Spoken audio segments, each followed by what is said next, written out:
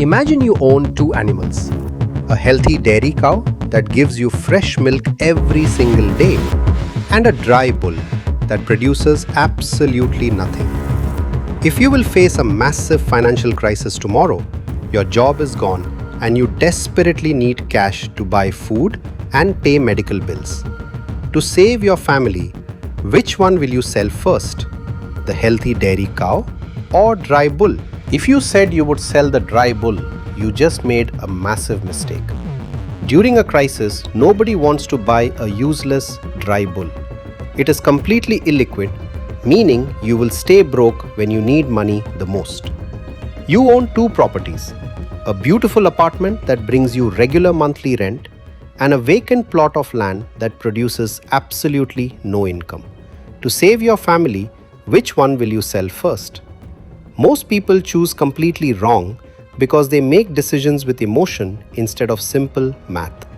Yet, millions of educated people make this exact emotional mistake with their properties every single day. A quick note before we begin. This video focuses on the basics of personal finance and is intended mainly for beginners.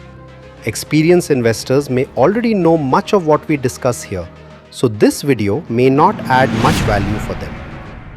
Today, we are breaking down how a close friend of mine almost ruined his life by making this exact mistake with his land and apartment.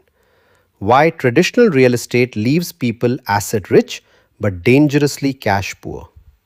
Let's start with the absolute rule of borrowing money. If you take a loan with an interest rate higher than 12%, you are not borrowing. You are creating a financial emergency. When you swipe a credit card or take a personal loan to buy a new phone or go on a vacation, you are stepping into a trap. These loans often carry an interest rate as high as 14%. But smart people look at loans differently. They think exactly like a bank. How does a bank make money? They take money from your fixed deposit and pay you 7% interest. Then, they take that exact same money and lend it to someone else at 14% interest. That 7% difference is their pure, effortless profit. You must use this exact same bank logic for your own life. For investment purpose, if you take a home loan at 7 or 8% interest and the house value grows by 7% while also paying you a 3% rental income, your total return is 10%. You pay the bank 8%, but the asset makes 10%. You just use the bank's money to make a clear 2% profit. That is smart borrowing. But what happens when you let human emotion completely wipe out this mathematical logic? Let me tell you about a close friend of mine. He works in a corporate IT job and earns a fantastic monthly salary. He lives with his parents in their own house. Few years back, he invested in a beautiful 2 BHK apartment worth 58 lakh rupees, which actively brought him 18,000 rupees in rent every single month. On top of that, he bought a vacant plot of land outside the city, hoping the price would double. But behind the scenes, he was completely breaking down. The work pressure at his corporate job became unbearable. Layoffs were happening left and right, and he was losing sleep every night out of pure fear. One morning, he called me completely panicked and said, "I cannot take this stress anymore. I am going to sell my rental apartment next week just to get some cash and clear my mind." I stopped him immediately and asked, "If you need emergency cash, why are you selling the apartment that pays you regular monthly rent? Why don't you sell that vacant plot of land instead?" His answer was purely emotional. He said, "No, that land will double in value in the next 6 years. Plus, my family has an emotional attachment to it." He went to a financial advisor to show his actual numbers, and the ugly truth came out. To buy that vacant plot of land, he had taken a massive personal loan at a high interest rate of nearly 14%. Look at the simple math he completely ignored. Even if his land grew aggressively and doubled in 6 years, that means it was growing at 12% per year.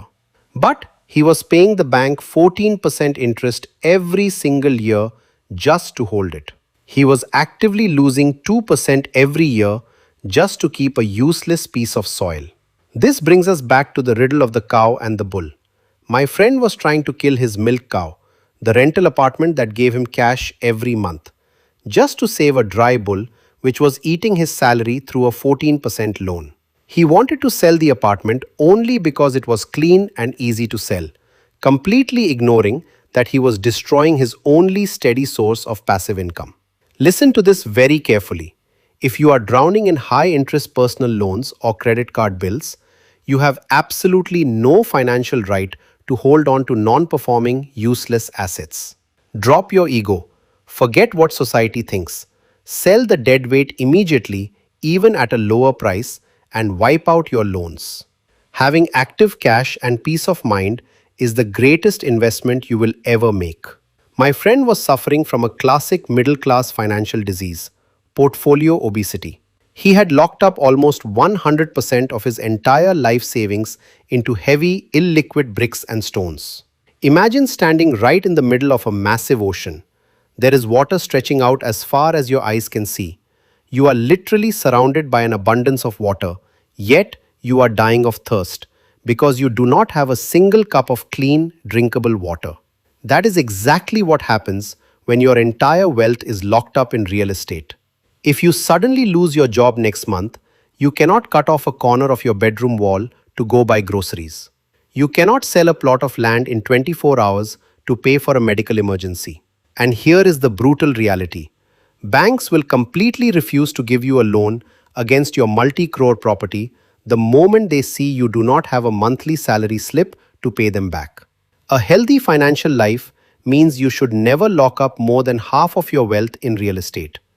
The other half must live in liquid assets like simple mutual funds, equity, or gold. Finally, let's address the biggest lie that standard financial gurus tell you. If you are earning a low income, say less than 30,000 rupees a month, and trying to run a household, you need to completely stop focusing on investments. Your basic monthly expenses have a strict floor limit. You cannot stop buying food, you cannot ignore basic healthcare, and you cannot stop paying utilities. If you forcefully squeeze out a tiny amount from your tight budget to invest in the stock market, a single sudden medical emergency or an unexpected expense will instantly wipe out an entire year of your savings. At a lower income level, your absolute number one priority is not building wealth, it is building a shield. First, buy a simple, solid health insurance policy so a hospital bill can never push your family into poverty. Second, take every single extra rupee you have and invest it entirely in your own skills. Spend it on learning a valuable trade, upgrading your technical abilities, or moving to a city with much higher job opportunities. Your monthly spending has a natural floor, but your earning potential has absolutely no ceiling. Moving your monthly income from 30,000 to 60,000 rupees will do more for your ultimate financial freedom than a 10% return on a tiny mutual fund ever could.